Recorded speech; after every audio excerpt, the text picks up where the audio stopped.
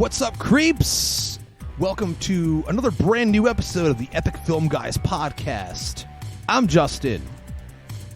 I'm a Jar Binks. Me love you, baby. No, you didn't. I'm Be Ready. Already? Oh, man, you were really going to go with that. Okay. Misa Jar Binks. Misa love shit. Halloween kills. Oh, get the fuck out of here. Oh, man. Oh, man. Oh, no. That- Where am I right now? Safe word. You're on Tatooine. What's the safe word? Nipple? Halloween ends. Nipples. I don't know. It sounds more like Elmo than I think Jar Binks.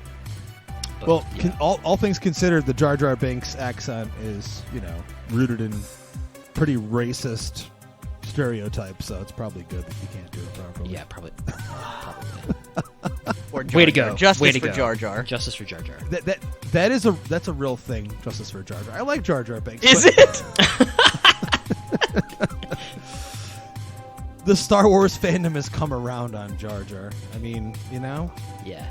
Everything always does, man. as it should. I really do think it should.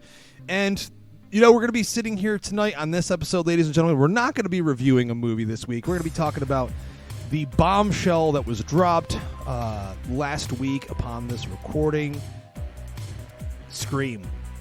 That is the word, I would dare say, for the end of the year when it comes to horror. Scream 7 in limbo.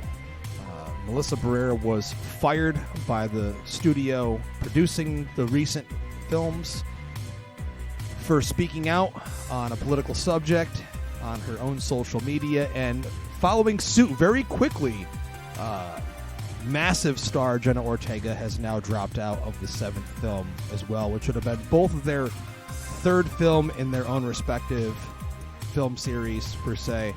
And we need to talk about it. I think it's just something that's, hot news, and, a lot of you guys out there listening, you listen for a lot of our Scream content, so I felt it was necessary and a great subject for us to discuss.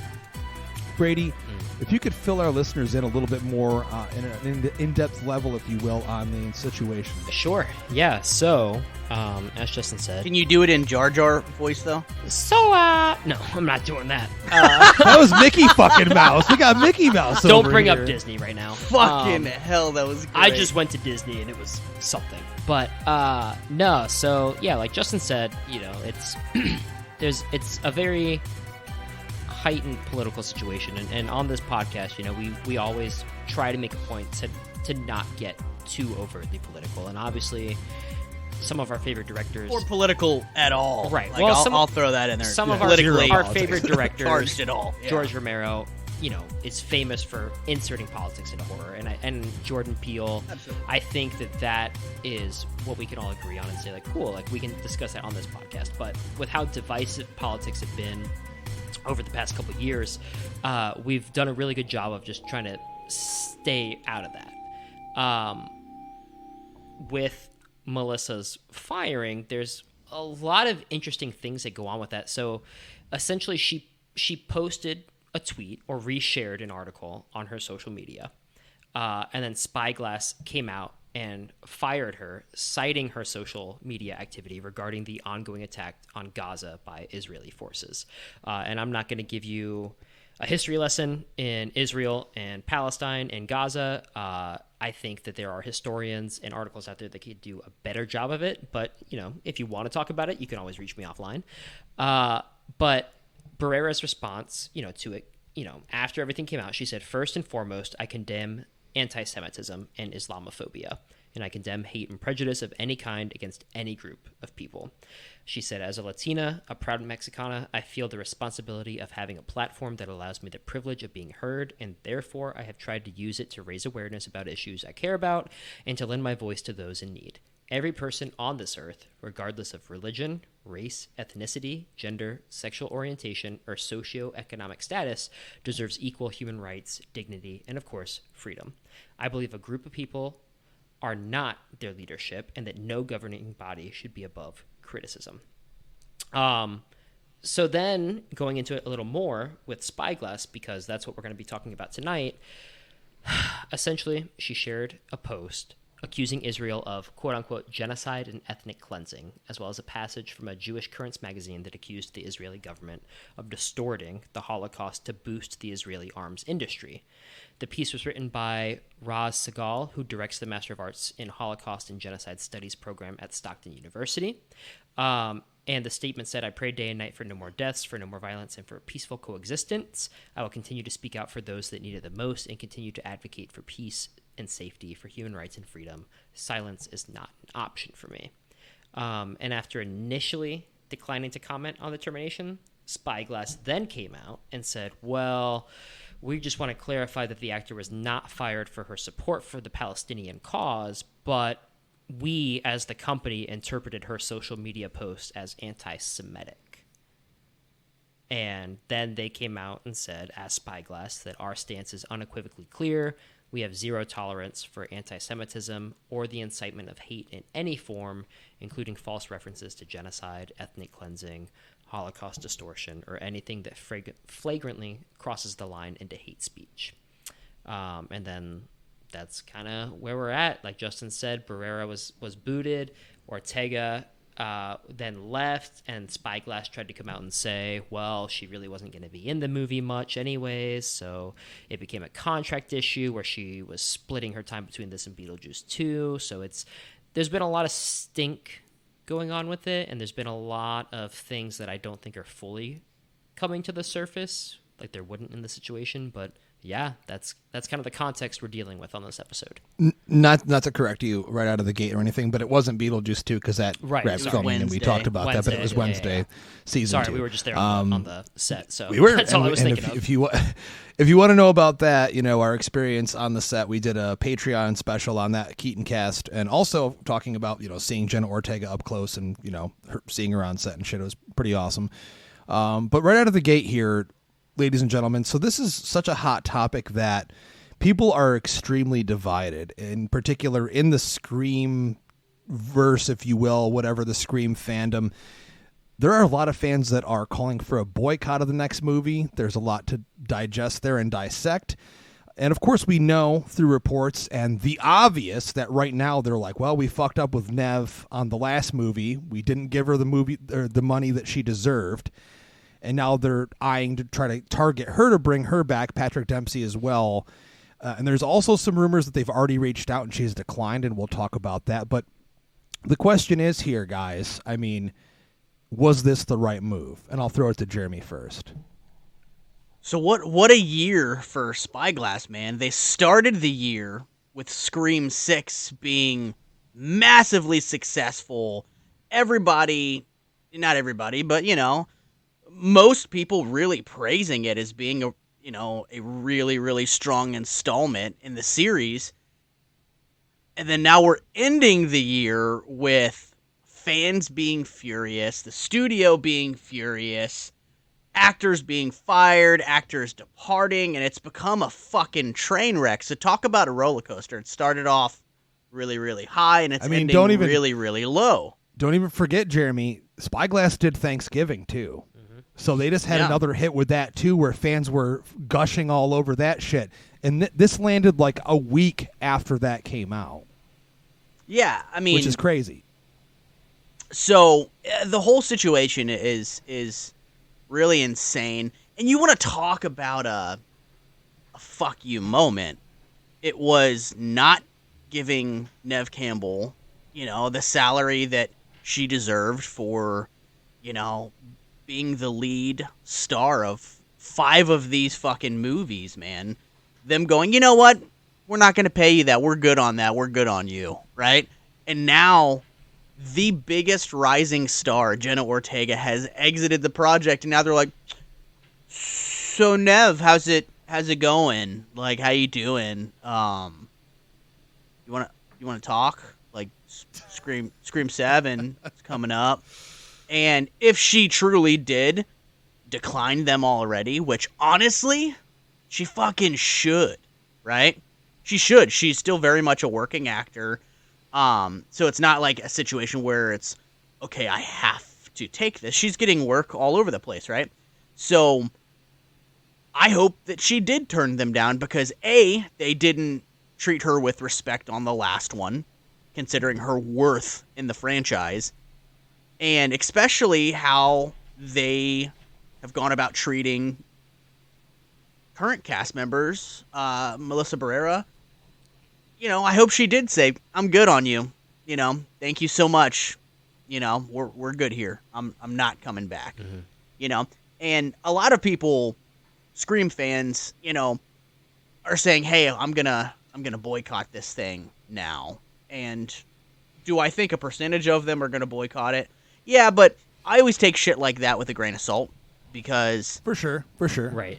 every single time it's like, "Oh, they're remaking A Nightmare on Elm Street? Robert Englund is the only Freddy. I am boycotting." And everybody went and fucking saw it. They all went and So saw it. I always take that shit with a grain of salt. And do I think Melissa being let go and Jenna walking from the project is going to slow this thing down? Maybe a little bit as far as the writing process in it. But let me tell you what. If I know one thing about slasher movies is there's always a way to flip it, spin it, go in a different direction. Scream prints money, and they will make a Scream 7 with or without Melissa Barrera, Jenna Ortega, and Nev Campbell. I can tell you that right now. And people will show up for it. Yeah. That is true. That is most definitely true. I mean, all respect to the Scream fandom. I mean, I'm part of it in my own way.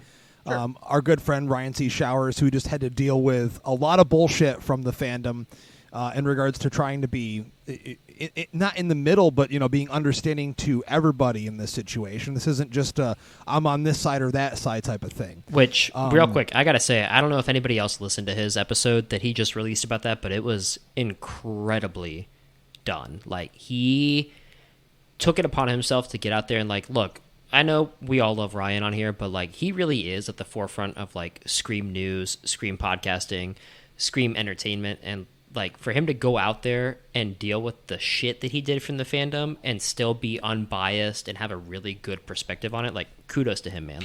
That's why he does it, and that's why he's so good at it. So, love you, Ryan.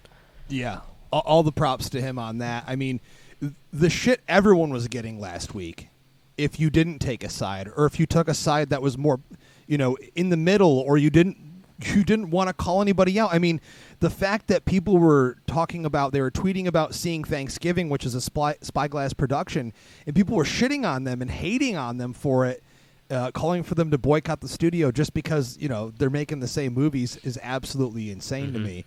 But that's how fandom can get. I mean, and we've seen it. What's even more crazy to me is if any of those fucking fans watched Scream 5, what was the entire point? The toxic fandom, did they not get the through line on that? I mean, now they're living it. They're being that. You have to be understanding.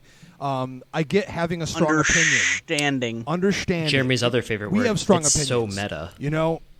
We review movies. We're film critics. That's what we do. But at the same time... Is that my favorite word? Yeah, you've been on podcasts and you hate it. This goes above and beyond just movies, guys. Yeah.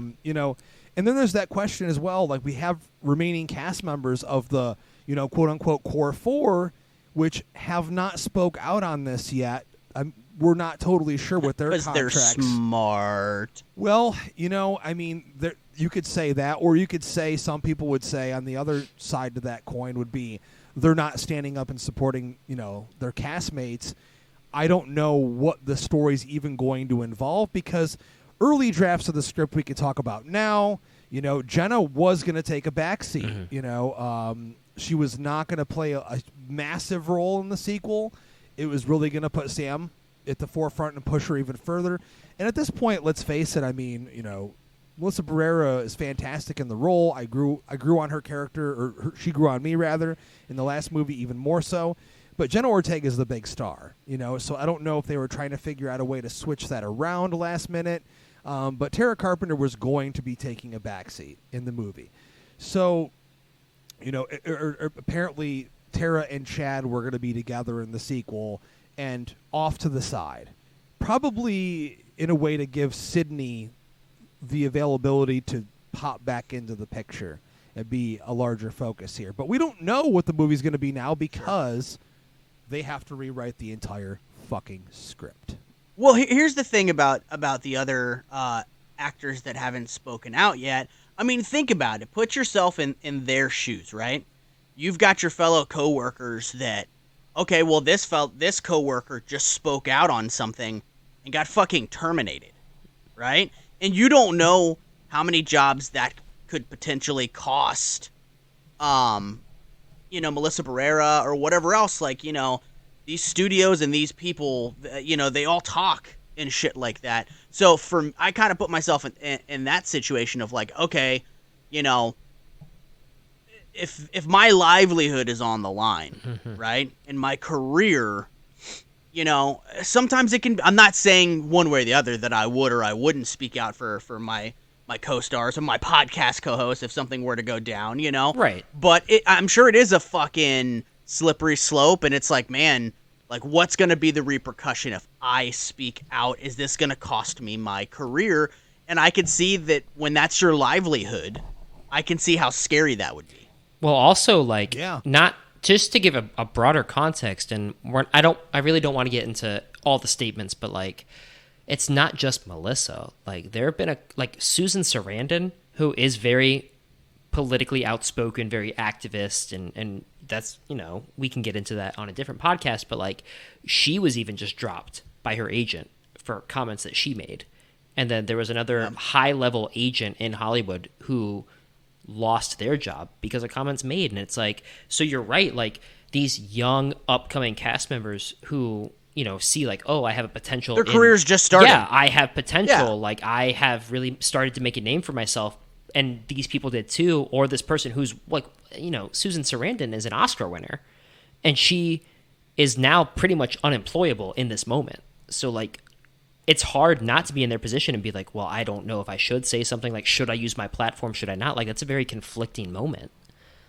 Well, you also have to think, Yasmin Savoy Brown, who plays Mindy, and Mason Gooding, who plays Chad, they're not Jenna Ortega. Right. Okay? They're playing smaller roles here. They're not getting the opportunities, the huge movie roles offered to them like Jenna is. So you are correct in saying that, Jeremy, that they're probably trying to be secure in their employment here, where they don't know if they're going to get another large franchise offer to them. They don't know what's up the pipeline in terms of, performance offers for acting gigs. So I understand being in the middle on that, which is why a lot of people kind of need to chill out a little bit, I think, and stop calling for everybody. I mean, to stand up for someone else's opinion if we don't even know if they necessarily agree with it or not.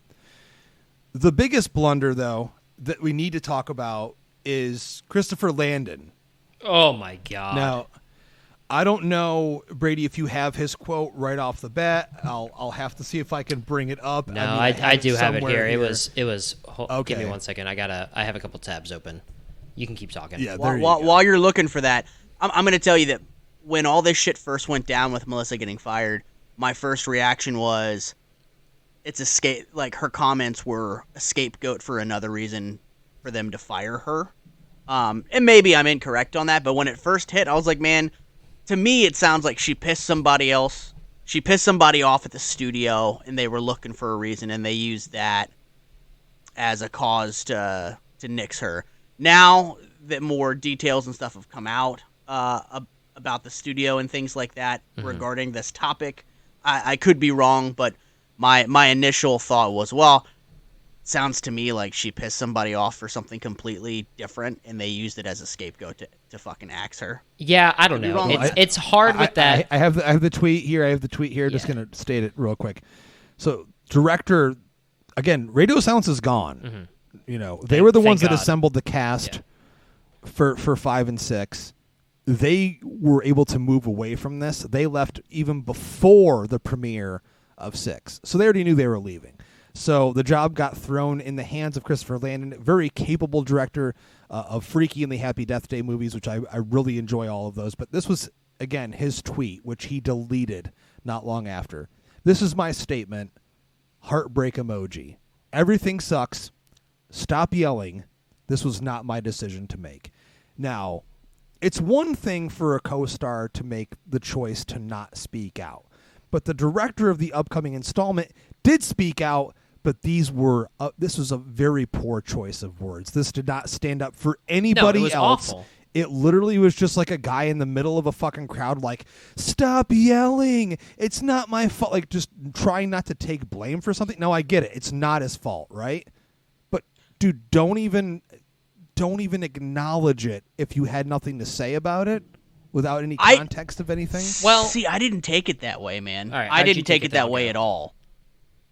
I took it as they're still in the process of working out what exactly this thing is going to be. Maybe on the back end, he's trying to work with Spyglass to fix things. I don't know. But for him, what I took was that he was saying, hey, I'm heartbroken over this too. Everybody stop yelling at each other. And I don't blame him for being like, this was not my decision. I don't know. He was mostly telling them to stop yelling at him. Yeah, that's because everyone what was I coming took at away, him. Is everybody's coming to him as the new director, saying, "Oh my God, like, what are you doing? How is this happening?" And he's like, "Whoa, whoa, whoa, whoa! This isn't me. This is the studio." But also, like, Jeremy, to your point, like, I would agree with that. But Christopher Landon isn't like a slouch. Like, it's not like he's a new director. Like, he knows how Hollywood works. If there was a back end deal going on, he would not be on social media saying what he said. And I think what he said was crass, and I think what he said also was just he didn't think it through. It was all heat of the moment. It was insensitive to both parties, I think. Right. I think it would have been better if he didn't say anything. Yeah. And then secondly, of course, the day following after and thereafter a couple days. And then he deleted it. Yeah. Well, he deleted it. Then it was reported that he tried to get out of his deal. Right. You know, and I don't know how true that is, but I mean, I wouldn't doubt it if he's like, fuck this shit. I wasn't in for this. You know, I did two basically versions of Scream with Freaky and Happy Death Day. They're very Scream-esque, you know, fun little slasher movies, but he's probably was not prepared for this kind of shit. And one would think in their head, like, you know, in the world of 2023 social media, how Wes Craven would have handled this, because let's be clear here. If Wes was still with us and there were Scream movies to be made, he'd be fucking making them. Oh, for sure. He'd still be behind that camera. Absolutely. So, and he was always so well spoken, extremely intelligent. I can't imagine what he would say, but I guarantee you whatever he would have come up with would have been better than that. It would have been eloquent. And it would have been something that would have at least tried to calm down the fan base a little bit. If he was going to address fans on social media, that is. I mean, I don't know, but... Here's the other thing, though. And ahead, Brady. I'm sorry to cut you off, but, like, all that's running through my mind is, all right, so... I mean, Justin, you and I went on Ryan's podcast a couple times, and we talked, especially on the last one we talked about the direction of Scream going forward. And, like... I even went on that podcast and said, hey, like, I think the next movie you need to kill off either one or both Carpenter sisters, because they're not doing anything for... You need to raise the stakes. Right, you're not doing anything for the franchise. Yeah. So to get away from the more political part of this story, how do you two feel like this is going to go for the franchise going forward? Like, how do you think this next movie is going to go? Is it better or worse there's one without them? thing... I wouldn't say better. Well, I would say worse. 100% worse, because while Sam at the end of the last movie, I mean, Jeremy, you might agree with me, she kind of had a conclusion of sorts. She had the mask on. She dropped it. She walked away. There could be a conclusion there that could be left that way, and then we're fine with it. But you know, I still felt like there was more from the Carpenter sisters we were supposed to get. And I'm pretty positive, based on the script reports, that we were going to get more of them. I guarantee you they will not recast these roles. There is absolutely, positively no way they're going to recast these roles. I think the days of just like straight up recasting roles like that are over with, because it's not as common as it used to be. It's like Patricia Arquette in Nightmare on Elm Street 3, right? And then they recast it in Nightmare 4 with Tuesday Night. And it's like, they don't really do shit like that anymore, unless it's an absolutely necessary, like fucking Terrence Howard in the Marvel universe, where he was like, "Fuck that, I'm not coming back," and it's like, okay, well, and same thing with Edward Norton in the Hulk. It's like, okay, these are not those iconic, comic book characters that it's like, okay, well, what do we have to recast these? I think nowadays that studios are smarter, and they understand that audiences are smarter as well, and we're gonna know, like, hey, that's not the fucking same person, like, and it's distracting, man. It's distracting when that shit happens. For me personally, you guys love Scream a lot more than me. I love the first one. I really dug the fuck out of 6, man. And the reason I dug the fuck out of 6 so much was because Neve Campbell wasn't in it. I didn't need Neve Campbell in it. How many Sydney storylines do we have to get over and over and over again? It starts to become, for me personally, I'm not speaking for the Scream fan base, for me personally, it becomes stale, man. It becomes the same old where it's like, okay, here we are with Sydney again. She's shoehorned into this storyline because she has to be. Well, 6 felt fresh to me because it was these newer characters. It was their story now. It was no longer Sydney's story, and it felt like a breath of fresh air. If you go back and you listen to our review of Scream 6, you'll hear me gush all over that about why I loved it as much as I did. I still think that it's probably my second favorite Scream movie. And also, this was you coming off of 5, very lukewarm. Yeah. Very lukewarm, if that. Yeah. Yeah, I didn't particularly care for 5. So for me, the way that 6 ended, it felt like there was closure. And, dude, there can be Scream movies for the rest of time, and there probably will be. You don't need to keep bringing the same actors and characters back time and time again. You need Ghostface, and you need a good story for why is this person donning this Ghostface costume and killing people, and then have that shock ending, and that's fucking Scream, man. You don't need Sydney. You don't need the core 4. For me personally, what I would love to see with Scream 7 is, once again, new characters. Because if you really also think about it, we had Scream 1, 2, 3, right? And then you had 4, 5, 6. Even though the newer characters were not introduced until 5 and 6, realistically, there's 2 trilogies going on. Because I feel like 4, 5, and 6 can kind of roll together. Yeah. So now, realistically, they could start fresh with a new trilogy or a new dual films, right? Because not everything has to always be a trilogy either, right? Like, and Scream 5 and 6 is that example. I feel like that could be one solid chapter in the Scream franchise, and then you move on with new characters. If I was Spyglass, if I was, what was the director's name? Landon is his last name. Christopher Landon? Christopher Landon, Okay, yeah. there you go. Cool. I didn't want to fuck that up. If I was him in this situation, I'd go, you know what? I want to tell my Scream movie. Not the Last Guys. Not a continuation of the Last Guys. I want to tell my Scream movie. Introduce new characters. New motivation for a new Ghostface. Boom, and we go. That's what I want to see. I hope that's what they do because, again, Scream 6 was a fitting ending to the Carpenter sisters. The core 4, they made it. If you want to sprinkle them in down the line as a surprise, like, that's what I love about the Scream franchise is it's continuation of each other. But you don't necessarily have to do it in this next film, right? Just look at Kirby, She sat 5 out. Fans were stoked as fuck that she came back for 6. So that's kind of my viewpoint on where I hope they go with it. Yeah, I don't know, man. I I liked Scream 5 a lot, and I thought 6, I was on the podcast, the odd guy out, saying I really didn't like it. And I've thought about it a lot, and, like, you have these franchises where, like, obviously we love the Final Girls, and we love the iconic villain, right? So you think Halloween, everybody loves The Shape, everybody loves Michael, but everybody loves Laurie Strode, everybody loves Jamie Lee Curtis.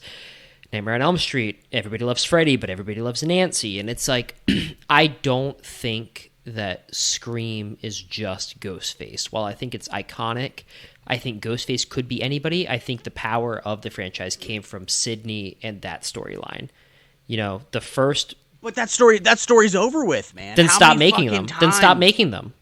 No. They never will. They nenever will, but what I'm saying is you're never will. going to get what you had. And sure, I guess you can say that about a franchise that goes past 3 movies, but like there is something so off and not compelling about the storyline that has started from 5 and gone through 6 and was going into 7. And you know, I could lay out multiple complaints, which I have before, about why I think that happens. And I just really think it's because you took Neve Campbell out and took the character of Sydney out of the franchise, and you left it all up to Ghostface. And you had to scramble to be like, okay, well, how are we still going to have a Ghostface come in here? So we're going to pull Billy Loomis in, and he's dead, but, you know, he's a ghost. And it didn't make sense from the get-go. And... I agree with that. The whole Billy Ghost thing is fucking silly. And Billy Silly Ghost. I didn't mind it. Billy Silly. I know you didn't mind it. Billy Silly Ghost. So Billy Silly Ghost. I really think that if they are going to rebrand and push this forward somehow, it does have to be a completely different storyline. I mean, Justin already said we took 2 of the core 4 out. What are you going to do? Like the two that are remaining are not big characters. One should have been dead 2 movies ago. Yeah, that's sure. true. That's true. I mean, can we start a hashtag Silly Billy Ghost? I would love that in the Jar Jar Binks voice. There is one alternative here. You know, rumored months ago that Sophie Thatcher, the Boogeyman, and also Yellow Jackets was rumored to be hopping on for Scream 7, which I initially thought was great. But now, with all things considered and the recent events, everyone would hate her. That's going to be the main problem, because you're going to have you really are going to have to impress the audience now.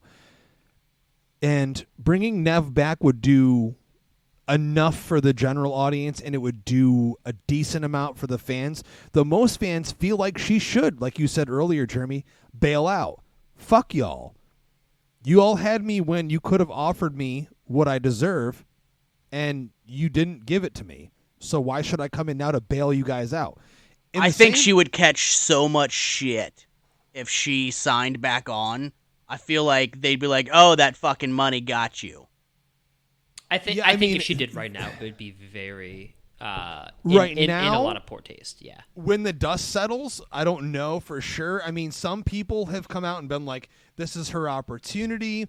I'm going to read to you. This is just from an anonymous source.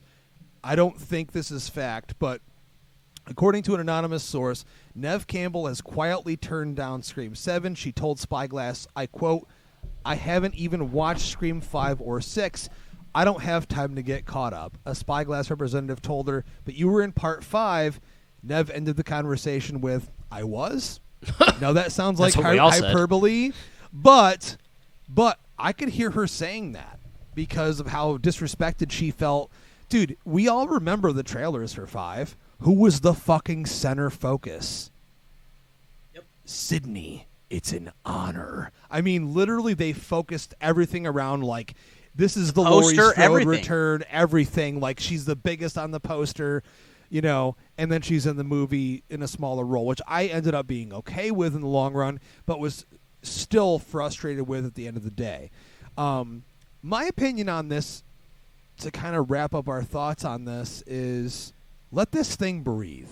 You know, they were ready to start shooting soon.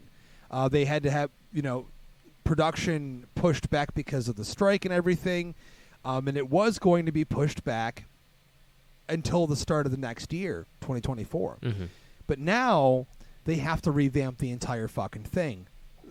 From what I'm hearing, they're very quickly doing a rewrite, overhaul, if you will. It has to be completely redone. But yeah, I mean, that's the question, guys. Like, Jeremy stated his case. That's where he thinks it should go. And for me, I'm not even going to lie. I don't know where it should go. Because there is that part of me that's like... Dude, It's there's so always many space with fucking Jeremy. There's so many fucking fan posters on the internet already. Ghost face in space. That's what they should call there it you too. go. I mean, oh my god, I love me some Jason X, but seriously, there is a lot. Sydney, it's me. Stop Ghost it. face in Stop it. space. Stop it. Calling from the intercom. We're in Yeah. space. No one will It's hear me, you scream. Space Ghost face. dude. Uber Ghostface. Seriously. That'd be pretty sick. Well, we already had the I one, wouldn't the be gold mad at it. ghost face. Yeah. Yeah. But I mean, in all seriousness, though, I just think this franchise needs to breathe. And if the studio's smart, they're going to do that. They're not going to push this thing forward fast. They know that in the world of social media and fandom, and make no mistake, I love the Scream fandom, but there are some toxic ass motherfuckers out For there. sure. That if you don't agree with them 100%, just like any other fandom, Star Wars, DC, Marvel, fill in the fucking blank, guys, they'll come for your throat. They don't even care. So I think to their benefit, for their benefit, they really need to just let this thing breathe, take their time, figure out what is the best way forward, because Jeremy is correct in saying they are not going to not make this movie. There will be some fans, it may be a small percentage, that will boycott the fucking movie. But they're still going to make it. They paid for the rights, and that's the way it is. That's how show business works. That's how movie making works. It's up to you, the viewer, whether you want to go pay money to watch it. And, you know, whether I'm going to at this point, I don't know. Bitch, you will be there pre-opening night. Listen. You'll be listen, the press screening pass, Justin. listen, you know what, though? With your I'm not pressy sure. popcorn. I'm not sure, because Taking 3 what I pee really breaks. want from this franchise is something compelling. Like Brady, you said, we talked about it on Ryan's episode that we guested on a few months ago. Oh my God, I'm going in Ghostface and fucking space myself. It's me, Space Ghost Face. Why do you sound like Cheech and Chong over there?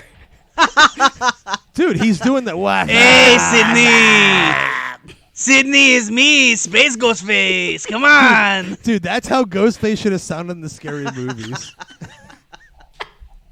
Oh my Like god. Cheech Marin. But again, as we close out, I mean, it's been a rough time. It's been a rough time for Scream fans and for horror fans. I think it's unfortunate to lump in Thanksgiving with all this, because it is, in my opinion, the best horror movie of the fucking year, one of the best slashers of the last fucking decade. If you haven't watched it, listen, I implore you, do not boycott it at this point over their decision on another movie. They made that movie before any of this even happened. Right. You know, all the people that were involved with that movie, that acted in it, that were crew in the movie, that wrote it, Eli Roth who directed it, they're not involved with this. They have nothing to do Just with it. because There's so many other Spyglass is people fucking involved. this movie up does not mean that they have fucked up every movie. Yeah. Yeah. I mean, There you go. let me interject something completely off topic really quick, because I feel like it's important. Talking about Thanksgiving, Eli Roth in interviews has stated that a movie from 1995 called Mute Witness was his main inspiration for Thanksgiving. I was like, well, fuck, I've never seen that movie. I've never even heard of that movie, right? Right. So that really piqued my interest because I loved Thanksgiving so much. Let me tell you guys and all of our listeners, I watched Mute Witness on Sunday, and it blew me the fuck away. I loved every goddamn minute of it. Instantly, as soon as I got done watching it, like, of course I text you guys, and I was like, holy Yeah. fucking shit, that movie's amazing. But immediately, I'm like, on the internet, trying to figure out, like, every trivia for that movie, you know, all the cast, what else have they been in, like, all the behind-the-scenes shit. Do yourself a favor, watch Mute Witness. By God, blew me away. By It was fucking God. amazing. By God. So, end of rant on that. Everybody watch Mute Witness. All right. and there it is, ladies and gentlemen. I mean, I'm sure there's more to be said here. Be ready. Before we close out the show on this subject, you are our official resident Scream expert and fanatic. Do you have anything else to say before we wrap up this episode? No, I think it's just unfortunate that Spyglass has come out on the wrong side of this. You know, like, for them, just as a studio, they had a moneymaker with this, and it's been proven in the past 2 movies. And it's just unfortunate that they made a very rash decision in light of an international issue that is very complex, very nuanced, and their decision has been proven wrong because of their backpedaling and them trying to say a different reasoning for everything. But I really just hope that we get a good movie going forward, and I hope that Christopher Landon stays on, and I hope that they can rewrite a movie that isn't rushed, it isn't jumbled, and that it actually gives a good close to this set of movies and potentially sets up the next set. Like, I think that's what anybody in the fandom wants, you know, and I do. So to be clear here, you do want more Scream, because a little while ago it sounded like you didn't think they should make them, so you do want more. I want more Scream. I think that Scream without Nev is, you know, kind of like subpar, but I still enjoy them. Very fair. Here's the thing. I think and I'll say it again, and I said it earlier. I think Scream is not what it can be without Nev Campbell as Sidney and that storyline. I think that you can still make fun, enjoyable slasher films, but they're not fun Scream films. And that's what's been lacking from the past 2 movies for me. And even when she came back in 5, she really wasn't there for the role. And Justin, like you said, the quote where she was like, was I in that? Like, yeah, that's what we all felt. She was just there as name recognition to move the plot along. And I don't think that the movies are the same without her, without Dewey, obviously, now. And I don't know what's going to happen with Gale Weathers' character. But I guess we'll find out. Don't even get me started on Dewey. They fucked up, man. So I will watch the movies, but I definitely wish that they had kept her along. Very fair, and that is it for our discussion on the recent events of Melissa Barrera's firing from Scream 7 and Jenna Ortega's exit from Scream 7. Let us know what you think in the comments wherever you're seeing this post of this episode. We hope you enjoyed. We hope you loved it. We really hope you didn't get upset over the Jarrod Banks thing. I mean, officially, that's what we're going to call Jeremy now. I mean, in graphics for the podcast, when I post them, it's not going to be Jeremy anymore. It's going to be Jarrod Banks. He's gonna have I will wear that like a badge of honor. Misa so Justice horny. for Jar Jar. Okay, Hashtag again. Silly Billy Ghost. Hashtag Space Ghost Face. Jesus Christ. There we go.